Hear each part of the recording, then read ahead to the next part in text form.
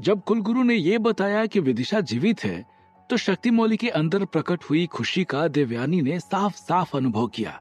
लेकिन जब कुलगुरु ने यह कहा कि कुछ प्रतिबंधों के साथ उनको क्षमादान दिया गया है, तो उनका चेहरा काफी ज्यादा गंभीर हो गया और उनके चेहरे से प्रसन्नता गायब हो गई और उन्होंने भारी आवाज में कुलगुरु विचित्रवीर से पूछा, कैसा प्रतिबंध गुरुदेव? उसकी आवाज में प्रतिबंध का डर साफ साफ झलक रहा था। आपको कोई भी राजकीय सुविधा नहीं मिलेगी युवराज। कुलगुरु ने शक्तिमौली को प्रतिबंधों के बारे में बताते हुए कहा। और युवराज की पदवी?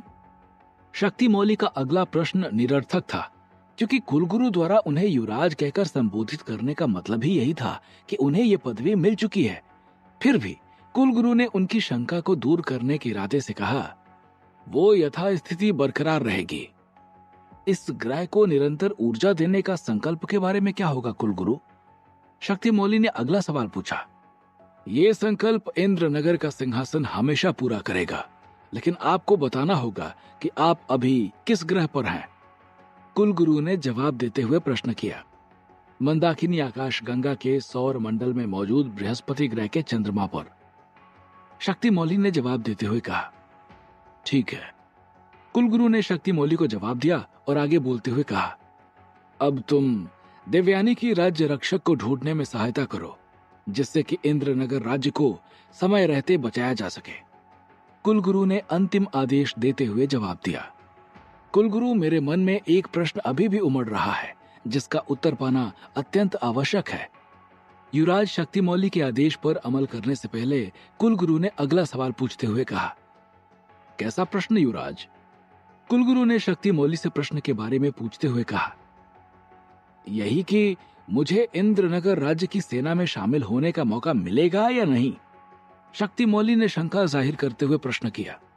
उसका निर्णय युवराज रुद्रदेव लेंगे, क्योंकि मुझे विश्वास है कि सेना को संभालने में आपकी क्षमता और युद्ध कला की निपुणता को देखते हुए युवराज रुद्रदेव अवश्य ही आपके पक्ष में यह निर्णय लेंगे।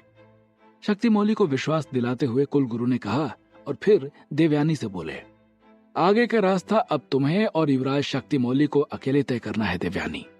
इंद्रनगर की तरफ से आपको कोई सहायता नहीं मिलेगी। युवराज शक्तिमौली और तुम दोनों मिलकर जल्द से जल्द राज्य रक्षक का पता लगाओ और उन्हें एवं पारद दोनों को लेकर जल्द से जल्द वापस लौटो। यही कामना है। और ध्यान रहे देवयानी, अब आगे का सफर तुम्हारा काफी कठिन होने वाला है, इसलिए मेरा आशीर्वाद और इंद्रनगर के निवासियों की शुभकामनाएं तुम्हारे साथ है। कुलगुरु ने देवयानी और शक्तिमौली को आशीर्वाद देते हुए कहा।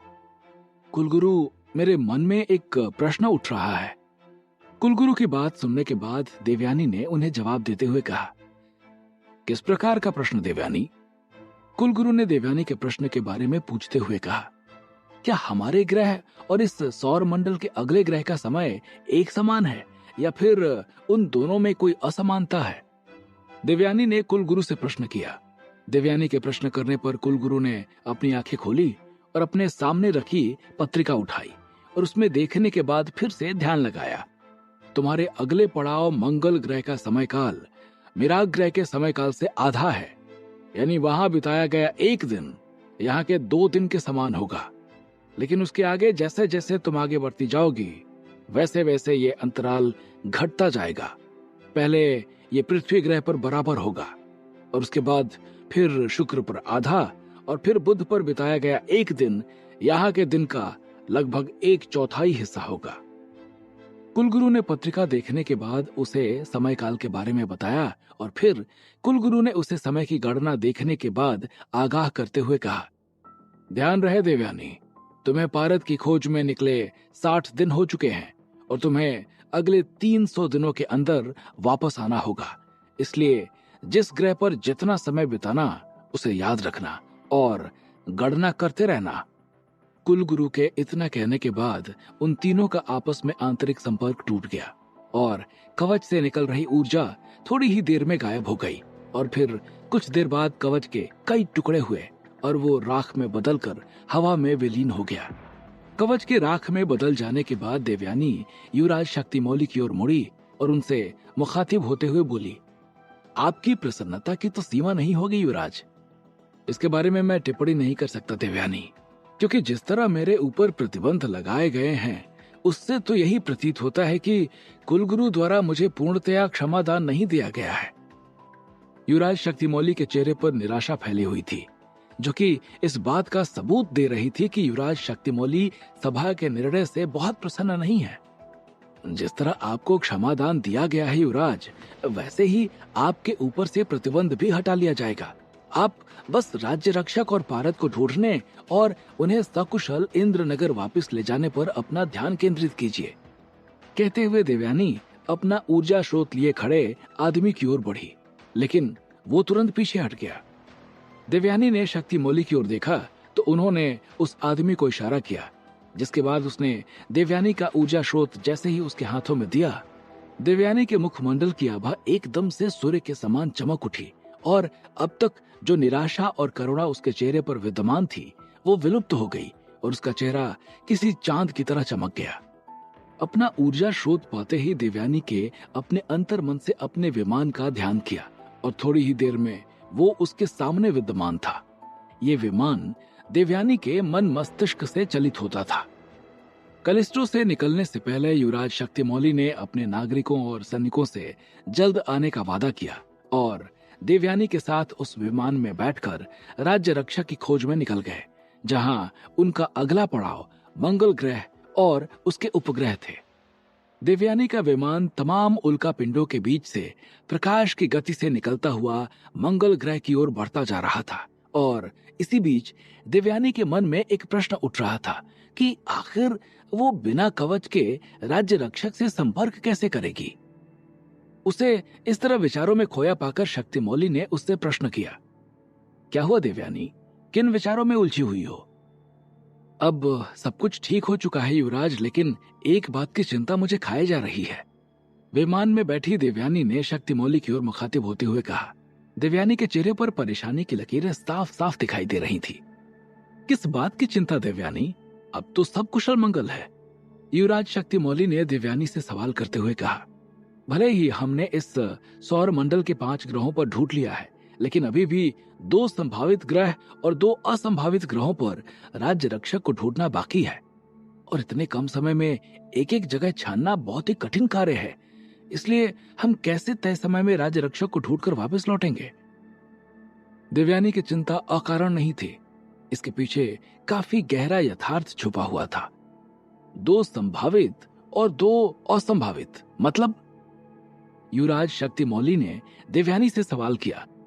मंगल और पृथ्वी पर जीवन होने की संभावना काफी प्रबल है, क्योंकि वहां की जलवायु जीवन के लिए उपयुक्त है, लेकिन शुक्र और बुध ग्रह पर जीवन होने की संभावना काफी कम है, क्योंकि इनके सूर्य के बेहद करीब होने की वजह से इनका तापमान काफी ज्यादा है। अतः मैंने इनको असंभावित श्रेणी में रखा है। देवयानी ने युवराज शक्तिमौली को सौर मंडल के रहस्यों के बारे में समझाते हुए कहा, हमें पूरा विश्वास है कि राज्य रक्षक और पारद इन्हीं 2 संभावित ग्रहों पर मौजूद होंगे। तुम अकारण चिंता कर रही हो। युवराज शक्तिमौली ने देवयानी की ओर देखते हुए जवाब दिया, मेरी चिंता का कारण ग्रहों की संभावना नहीं, बल्कि उनका आकार है युवराज। इतने बड़े ग्रह पर एक एक चप्पे पर राज्य रक्षक को ढूंढना काफी टेढ़ी खीर है युवराज। हम एक एक व्यक्ति का हाथ नहीं देख सकते। देवयानी ने युवराज से चिंता जाहिर करते हुए बोली। उसकी चिंता पारद को ढूंढने को लेकर थी।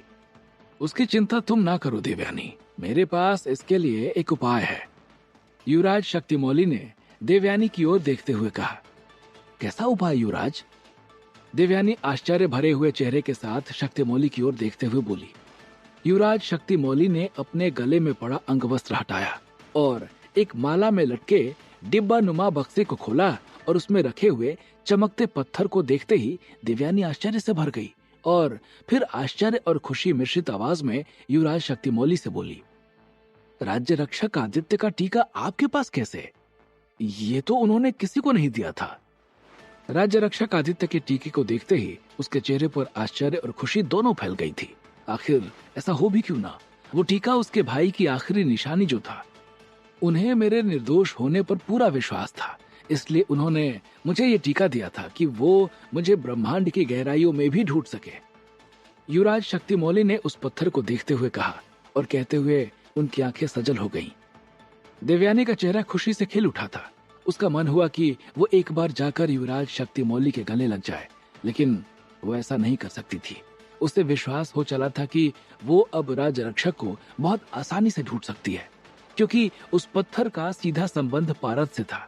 जैसे ही वो पारद के 9 कोस यानी पृथ्वी पर 27 किलोमीटर के दायरे में आता, उसकी चमक एक लाल रंग के रोशनी में परिवर्तित हो जाती थी, जिससे कि वहां पारद के होने का आभास हो जाता था। और इसी के चलते राज्य रक्षक आदित्य ने वो पत्थर युवराज शक्तिमौली को दिया था कि अगर जरूरत पड़े तो उसे ढूंढ सके, क्योंकि उनके पास पारद पहले से मौजूद था। लेकिन वो पत्थर युवराज शक्तिमौली को देते समय उनको जरा भी आभास नहीं रहा होगा कि इसका इस्तेमाल युवराज शक्तिमौली को ढूंढने नहीं, बल्कि पारद को ढूंढने में किया जाएगा, वो भी उनके मृत्यु के बाद। लेकिन जो नियति को मंजूर होता है वही होता है, चाहे जो भी कालचक्र हो या फिर जो भी आकाश गंगा नियति का लिखा, एक समान ही हर जगह होता है। उसे देखकर देवयानी की आंखों में आंसू आ गए, क्योंकि वो उसके भाई और पूर्व राज्य रक्षक आदित्य की आखिरी निशानी थी। फिर वो अपने आप को संभालते हुए बोली, तो इसीलिए हमें ये टीका नहीं मिला और हम सबने ये सोचा कि भाई के साथ ये भी नष्ट हो गया होगा। टीका कभी नष्ट नहीं होता देवयानी, और अगर ये उनके पास होता तो आपको मिलता। बक्से को बंद करने के बाद युवराज शक्तिमौली ने अपने अंग वस्त्र को कांधे पर रखा और चुपचाप रास्ते की ओर देखने लगा। उस पत्थर को देखने के बाद अब देवयानी का चेहरा भी शांति से भर चुका था और उनका विमान तेजी से मंगल ग्रह की ओर बढ़ रहा था। इधर देवयानी सिद्धार्थ को ढूंढने के लिए कलिस्टो से रवाना हो चुकी थी और उधर दूसरी तरफ पृथ्वी ग्रह पर घर जाने के लिए एक बस स्टैंड पर बैठा सिद्धार्थ पेमा से किसी बात को लेकर बहस और निवेदन दोनों एक साथ कर रहा था, जो अपनी टैक्सी में शराब के नशे में पसरा हुआ था और बाकी बची हुई शराब को पीने के लिए तैयारी किए जा रहा था। आखिर क्या निवेदन कर रहा है सिद्धार्थ पेमा से, और क्या होगा जब सिद्धार्थ को पता चलेगा अपने हाथ में पहनी हुई अंगूठी का असली राज? क्या होंगे इन सभी सवालों के जवाब? हमें कमेंट करके जरूर बताएं और आगे की कहानी जानने के लिए सुनते रहिए भूमिपुत्र, सिर्फ पॉकेट एफएम पर।